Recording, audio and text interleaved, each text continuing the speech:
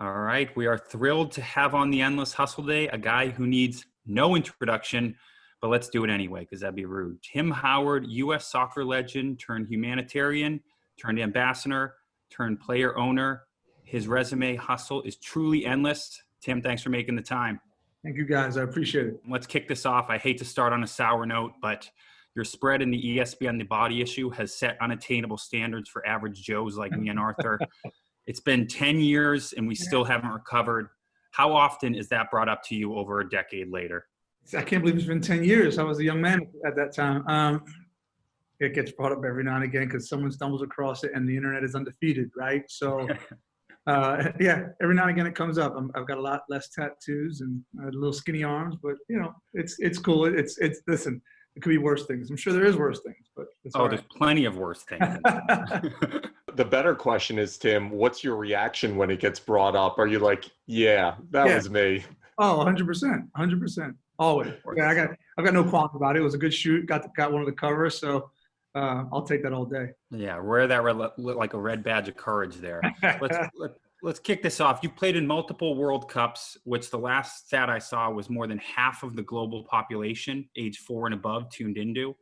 When you participate in those insanely popular global events, do you feel the weight of what's at stake when you're in goal, or are you conditioned to treat it just as like any other game? Both, you know, that's part of trying to achieve greatness, right? Is one, having the skill, but two, having the mental fortitude. A lot of people have the skill, recognizing that it's a big moment so that you channel that anxiety because it's good. You want pressure. Then somehow flipping the switch and saying, no big deal, just another game. I've been here 1,000 times. It's a delicate balance, but I've been able to get it right a few times. Tim, I remember the 16 save game like it was yesterday. I mean, it was one of those moments where whether you're a soccer fan or not a soccer fan, you were there. Yeah. When you're in that moment and all of the world is watching you, especially young kids who play American soccer, you're going to influence the next generation. And because you're African American, there's going to be kids out there who probably didn't think they should be playing soccer, who see you and say, Tim Howard could do it, I can do it. Sure. What does that mean to you to, A, number one, be a role model, and B, have there been moments where you have seen that influence hit you firsthand? Yeah, it's a great question, very in depth. I think that I don't mind being a role model. You know, I think there are times when you feel more of one than others. Look, I think that I always had a responsibility to put my best foot forward for my team, for my family. But yeah, certainly I knew there were children out there who were, you know, black and brown children with Tourette Syndrome, all these elements that made them feel underserved, underprivileged, less than. And, you know, I kind of, as you said, I wore it with a badge of honor. Like, if I can do it, then by God, you can do it, because I'm no different. I got some skill that God gave me, but like, I came from the concrete too, you know, like I wasn't given a whole lot. So yeah, it definitely felt like there were moments that I was able to give back just by being myself. And yeah, listen, I am so thankful I get inundated with letters and some amazing people now, even on social media, who reach out and tell you those things, right? They now have an avenue to speak to me, who they consider their hero, and it's pretty humbling. You mentioned Tourette Syndrome. I know you're also living with OCD. Mm-hmm. I know the MLS also awarded you Humanitarian of the Year at the beginning of your career for your work with those causes. Have those disorders benefited your career, or on a whole, or you think it's hindered it? Definitely hasn't hindered it. I believe that there are some really positive attributes to dealing with Tourette Syndrome and associated disorders. Again, there's some scientific proof to it as well, which I won't get into, but it certainly feels that when you talk to myself and other children who are artists or pianists, or they do other things, even in sports, there's a sense of like, my world is a bit chaotic everywhere else, and I feel this tension of TS, and then I get on the court or the field, or I get into that zone in front of the piano or whatever it is, and not that it disappears, but your focus gets so streamlined into doing what you're focused on doing, that for that small moment, TS takes a back seat in your life, and it doesn't always take a back seat. Most of the time, it's right there sitting shotgun. So yeah, it's benefited me tremendously. Does it frustrate you the cartoonish way Tourette's is depicted in movies and entertainment, like just blurting out the most crude, ridiculous stuff, when it seems like the disorder is much more nuanced? It is, and again, I think another great question. I think for me, I look at the other side of that coin. It's disappointing, yes, but it just gives me a heck of a opportunity Right. to change that narrative and to say, like, kids with TS can be great. Kids with TS, they don't have to look like people depict them in Hollywood movies. You can be great, and getting made fun of isn't okay anymore. And teaching these kids how to advocate for themselves. And so, yeah, I take that challenge on pretty broadly. And so I look at it. I look at the other side of that coin. And yes, it's disappointing, but I also see the challenge in it. I remember when David Beckham came over to the MLS. He was the most famous and may still be the most famous soccer player in the world. And the credibility that it gave to the league lifted it up to another level. What do you think will happen if Lionel Messi comes to the MLS? What type of impact will that have? Yeah, I mean, look, David Beckham started that, right? There were some players who came across to the MLS maybe a little bit on the back end of their career or kind of for like a payday. This was like McDonald's and the Statue of Liberty landing in LA. And it was like, he's an icon. He transcends sport and fashion and everything. And so, oh, by the way, he came from Real Madrid. He could still play. It wasn't like he was looking for a vacation. He won a championship or maybe two. So that was the start of it. And so then you saw these other players start to come over.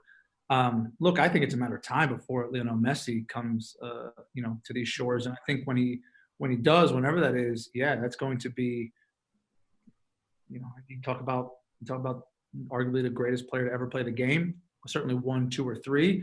I would imagine that it will be very similar to what it was like when Pele played, right? In terms of, yes, Pele played for the Cosmos and they were sold out, but then when they went cross country to some other club that didn't maybe sell a ton of tickets, it was sold out because he was there. I've played against Messi, thankfully only twice, but people they just cling to the hem of his garment. He's got to have security guard. He can't walk off the field by himself. He can't go to the bathroom by himself. He can't. That's like, yeah. I think people will. American soccer fan will just. Right. Yeah, it's going to be absolutely incredible to see it, and I fingers crossed we do see it. Yeah, I think it was kind of like that was Zlatan. He came over for the LA Galaxy for a cup of coffee, and when he was leaving, he told fans to go back to watching baseball. I know Americans think they deserve the best of everything, but is it frustrating currently that America hasn't attracted all of those big names in the sport, or do you prefer it as more of an international game as it is? Yeah, Zlatan. I'd say his sound bites. There's nothing like it. Oh my God, he's a character. The guy's amazing. I love him. It's America. It's continuing to grow. It will continue to grow. There's steps in the progression, i.e., David Beckham coming over, maybe Messi coming over play. I've played in Europe, and when you play and live in Europe, you realize that the top 3 sports in Europe are soccer, and then cricket, and then rugby, or in some sort of order. And so in America, we're spread thin. We've got football, we've got baseball, we've got hockey, basketball, and soccer. So on the landscape, it's one of many. And that's kind of the battle this country will continue to have. It's not a bad thing. It's not a bad thing at all. I think we've made a ton of, in my generation, a ton of crossover fans. Like you had your natural soccer fans. And I think in the last 10 years, going back to the South Africa World Cup, the Brazil World Cup, you then saw people who would be out, cheering for their NFL team, leaving work early to go watch a USA game. And so, we're making strides.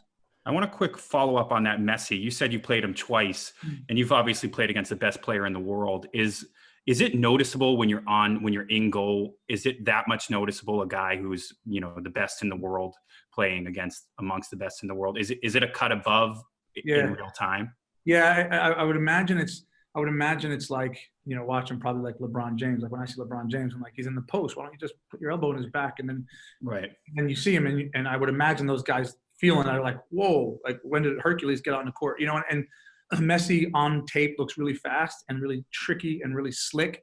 And then you get in the game and it's multiplied by 10. And you're like, this is impossible. I watch goal, he shoots, he's kind of diminutive. He's not very big. And you watch him shoot the ball, you're like, just save that thing. And then you get out there and he's like rifled it as if he's like 6'4". You think, where's that come from? funny story about that. We had this great game plan. We're going to bottle him up. We're going to get 2 players around him at all times, and one was going to step tight and all this. The whistle blew, and he was like Super Mario with the star. Like no one could get near him, and it was like that game plan went out the window in minute 2. So yeah, he's special. We are living through this incredibly unique time right now, Tim, with Black Lives Matters and athletes being able to use their platform and their voice to be able to voice what's inside of them. Mm-hmm. Probably unlike anything we've seen since Muhammad Ali, perhaps. If you were Tim Howard, young Tim Howard, in the prime of his career, World Cup goalie, height of his fame, how would that Tim Howard handle today's environment with Black Lives Matter? I would hopefully, use my platform for good and use my voice for good and for change. I think that, that's kind of, I've had a really humbling upbringing and, raised by 2 great parents. And so I think I would, lend my voice to the struggle and to the plight of, colored people in this country. And I don't think I would be any different then than I am today. And I'm excited about the energy in this movement. I'm excited about it because my mom, who is an immigrant from Hungary turned, pretty liberal hippie in the 1960s.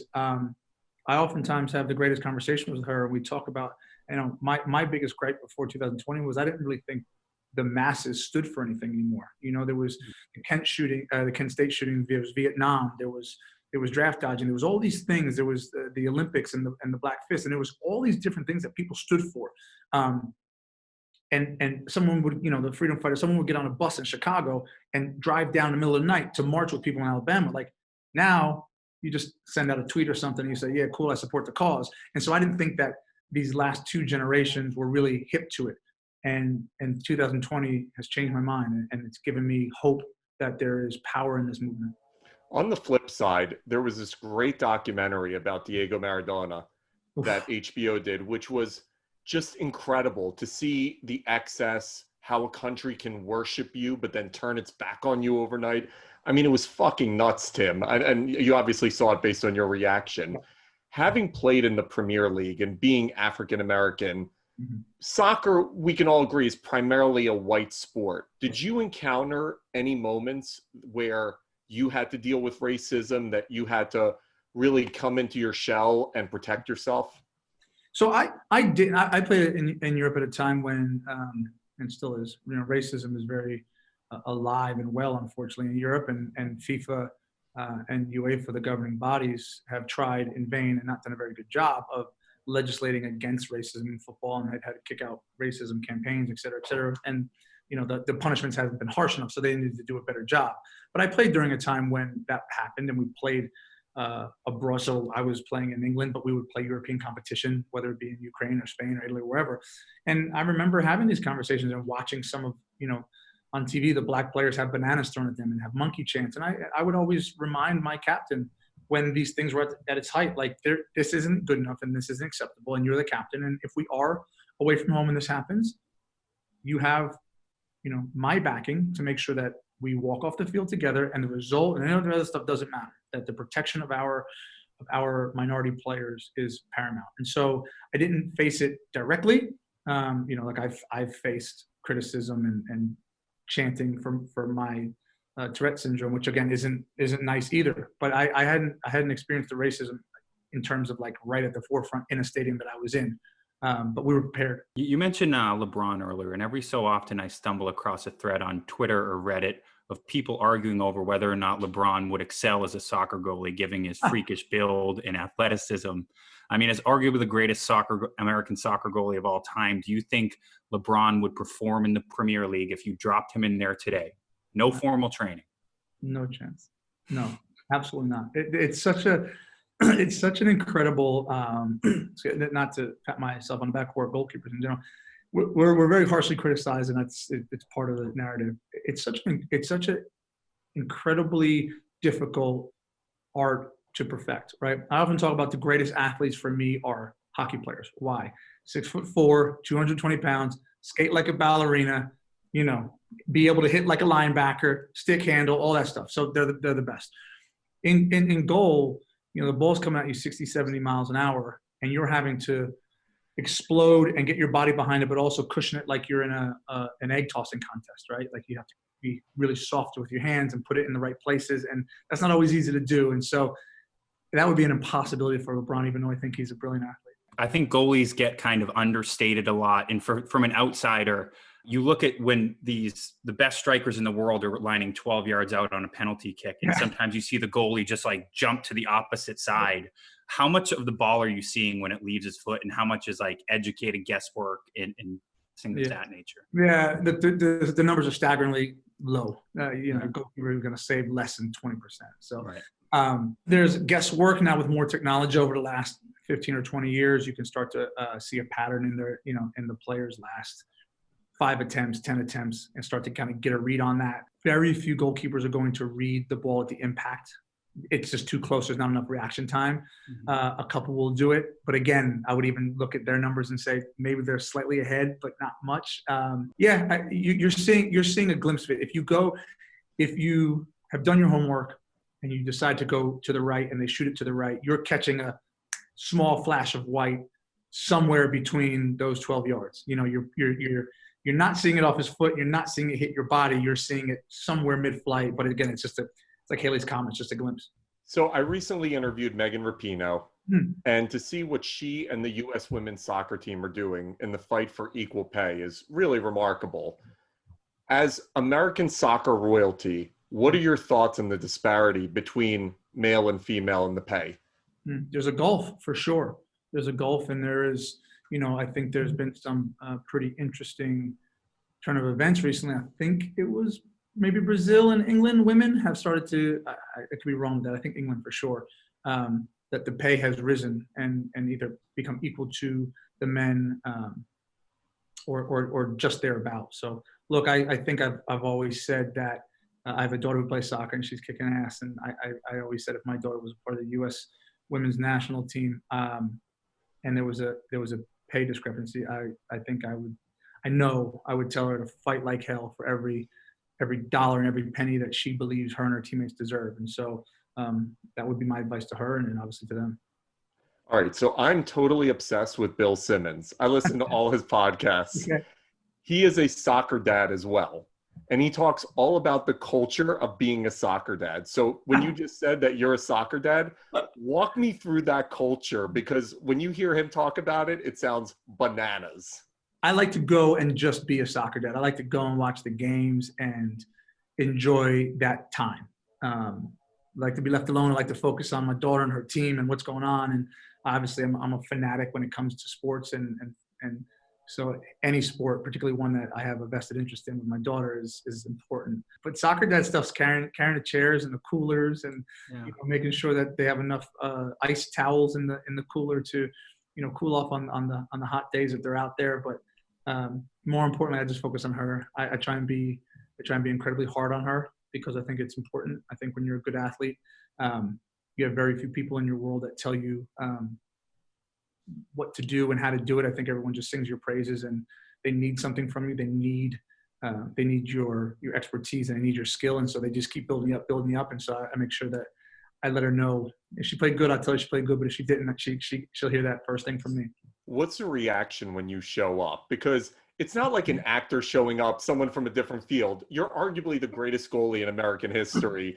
What happens when you show up and it's like the parents are there, the kids are there, and freaking Tim Howard is there? Yeah, sometimes you get the freaking Tim Howard is there, but the more often that I'm around and present and I'm at all the games, I'm just another normal, regular guy. I think some of her teammates probably think it's cool. They're like, hey, yeah, they do. I was doing a good job, and I was like, well, you did do a good job. But normally it's fine. It's more the other team. The other parents that are on my team, they don't care. It's more the other team. I think the hard part for me, to be honest, the hardest part morally for me is the first thing I want to do after the game is see my daughter, right? Good or bad. And there's a lot of times when she's dejected or wants to celebrate a big win with a big hug, and you get people from the other team saying, hey, can we have a picture? I'm like, well, yeah, but I'm trying to be a dad first, Did you let her know that there are other avenues that she could pursue? Because, I mean, being Tim Howard's daughter, it's probably like, oh, well, I guess I have to play this sport now. Yeah. Yeah, she took to soccer. Both of our kids, we didn't push them in any one direction. Obviously, you do as a parent, like, hey, I play soccer, so go play soccer. If you play the guitar, you're probably going to try and teach your kid how to play guitar. But for me, she took to it. She's also a very excelled basketball player, and her mom was a Division I basketball player. So I said, you got it all to do. You got it all to do to catch it. So, but I think the good part about that, and to answer your question directly, is, what we've discussed with our daughter regarding sports is, look, we've achieved all of our dreams from a sports standpoint. My mom got a Division I scholarship. I've done a few things in soccer. So I'm not living vicariously through my daughter. Like, she's not doing any of this for me or for her mom. She's doing it for herself. And so I let her know that, because there's some parents on the sideline. There's some soccer dads that are thinking, this could be me here getting a scholarship. So, that's me. And when you decided to transition to broadcast, people don't realize how difficult that is. The industry, the craft, it's brutal. It doesn't matter how well you know the sport. And you look at someone like Tony Romo and how seamless he's been with the transition. What was that transition like for you? Because you're a soft-spoken guy, you're humble.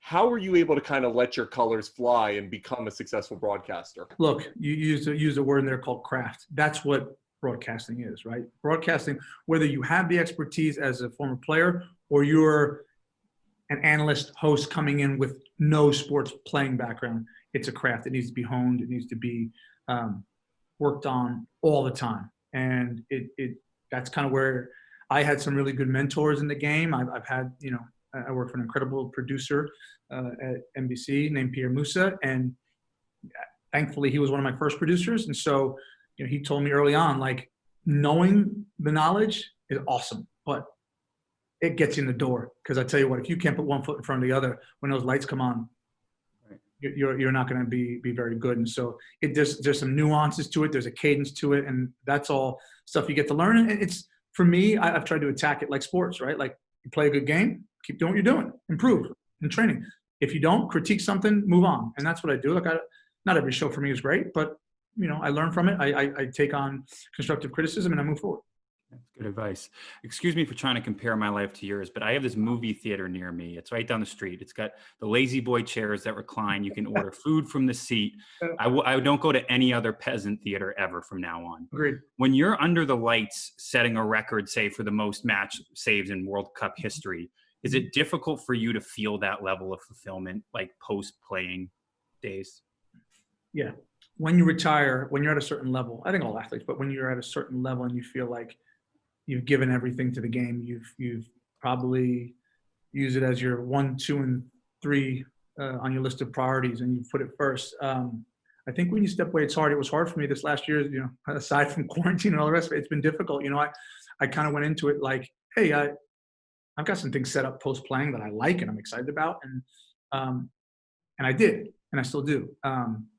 But it's never the same. It's never the same. There's an adoration that is afforded to athletes. There is a, hey, I want this and I want it done now because I am who I am. So it gets done.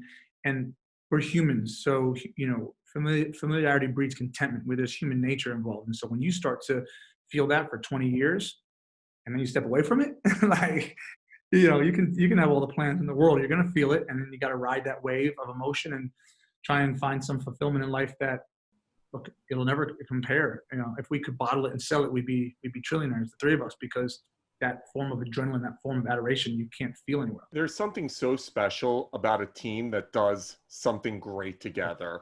You guys with that special World Cup team did it. You landed. I mean, there was a group, it was personalities, you were talented, and you represented America in such a beautiful way. How does that bond continue after your careers are over and you go your separate ways? Is there a group text? Are you getting together at birthdays? What's going on? It's such an odd conundrum. I think, to your point, winning in sports is special because, I say special, it's almost impossible, because you have to take all of these egos aside. You have to take guys that come from different cultures, speak different languages, have different socioeconomic backgrounds, and say, listen, put all that shit to the side. Take your egos. We need a little bit of the ego, but put most of it to the side and do it for a really long period of time, i.e. 10 months, 80 games, whatever it is, right? And day in and day out, you've got to sacrifice for each other. That's why the elation of winning is so big. But the other side of that is sometimes when you leave a team, go your separate ways, retire, get traded, you go back to being the guy who, yeah, I wasn't going to hang out with that guy anyway. I won a championship with him and I went to war with him, but we didn't go to dinner. We're not from the same place. And so, like, some people you keep in touch with, but other people you're like, that was cool, man. I have a story about that guy, but like, you know, and out, you know, on your way out the door, you're like, man, I can't wait. We'll catch up for sure. Yeah, we'll grab dinner in New York for sure. 10 years later, you're like, I never saw that guy. You know, so we have a group text of some guys, you know, that have been around the block a little bit. And then otherwise, you hope you connect via social media or a meet and greet somewhere or a U.S. soccer game, but it's hard. Team aside, what is your like crowning personal achievement on the soccer field? Is it, you know, I know you made 2 penalty saves against your old team at Man U, scored a goal as a goalie. What is the thing you hang your hat on most?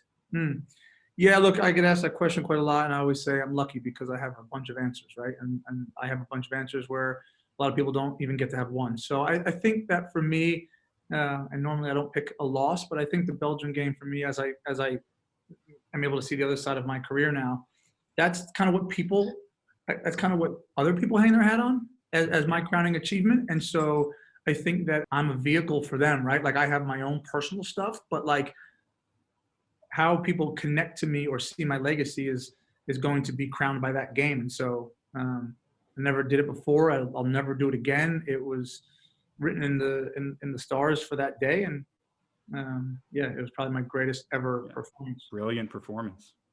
You're a minority owner in the Memphis Ball Club. We are seeing this incredible moment of celebrities all buying into various MLS teams, whether it's James Harden in Houston, Russell Wilson and Sierra with Seattle. This is a 2-part question. Part 1 is, are you a fan of all the celebrities getting involved with MLS? And part 2 is, who's one celebrity that you would love to see get involved with MLS? Yeah, I mean, the answer to that is, I think the more spotlight we can put on soccer in America, right, whether it be an actor, an NFL player, an NBA player, anyone who has that kind of shine, that buys in, either clearly loves the game or loves the ability to make money, or both, right? And so that's a good thing for soccer in America. One person, Denzel Washington. That's the one. Good choice. So he's a big Cowboys fan and a lifelong Yankees fan. So I'm curious whether he would do something in New York or Dallas. I mean, I think he could just snap his fingers and do whatever he wants, you know. But yeah, that would be. I think that would bring some star power. Or, I mean, Samuel L. Jackson. I mean, I can see him on the montage of an MLS club, and his voice. But yeah, one of those two for sure. He would just drop F-bombs left and right on the big screen, like fuck y'all. It's awesome. It'd be great. Tim, you're an author, doing broadcasts, part owner of a team. What else is out there? What is left on your bucket list to conquer outside of the game? Everything. I mean, I never sit still. You know, I'm always trying to find the next challenge. I have that now, and you know, kind of in my world. And I don't know. I want to keep building. I want to you know, continue to do television. As I said, I have a wonderful job and opportunity at NBC covering the Premier League, and that's like, you know, I've said it a lot. That's like the dream job in terms of soccer television. And so, you know, I'm on the verge of creating my own foundation. I think that has some legs, and you know, being able to give back and you know, serve the underserved is pretty important, because I've been given a lot from this game, probably more than I deserve. So I'd like to kind of bring the right people together, circle the wagons, and you know, make life better for you know, children who are underserved and help them be active. And so that's obviously something I wasn't ever able to really tackle when I was playing. I just didn't have the time to do it. So yeah, that's on my plate right now. Tim, what do you think about the state of American soccer right now? I mean, we've got some young studs with Christian and Tyler. What do you think about those guys and where we're heading? I don't say this lightly. Greatest talent of any generation in the history of U.S. soccer. Now they got to fulfill it. Can they do it? I think so. If I had a large duffel bag of money, would I bet it on them? For sure. It's not always easy. You know, you got to grind and hustle and play your club ball and then fly across the Atlantic and land and get yourself ready. But yeah, you got to do that for a decade plus. But this group, supremely talented, more talented than any generation to come before them. So it's exciting. I'm a fan now, right? Like I used to be a player, I'm a fan. So I get excited about watching this current crop grow together. And that's the thing, they're all young, so they're going to grow together. One last existential question for you. How could Tim Howard be happier? How can I be happier? I think I could be happier, and I'm kind of in the process of doing this now. You know, I think when I was playing, you're a little bit self-centered. People they come to see you. Your friends and family come to see you and watch your games, and then you put them on your schedule. And I think that kind of honoring my people in my inner circle, honoring my relationships, be it with best friends, girlfriend, mom, son, daughter, just honoring those relationships more, and giving them more time and more of myself. I think that would probably bring more happiness. And so that's kind of one of the things I've been working on. All right. Your life is on the line. One penalty kick. Your choices are Pelé, Maradona, Messi, David Beckham, Wayne Rooney. Who's kicking the kick? Messi. Game over. Yeah. It's not even a question. Not even a hesitation. You didn't even give him the last option there. It's like Messi, done. No. All right, Tim Howard, it was great talking to you. Awesome guy. Thank you for making the time. Appreciate you tuning in here. Thank you guys. Appreciate it.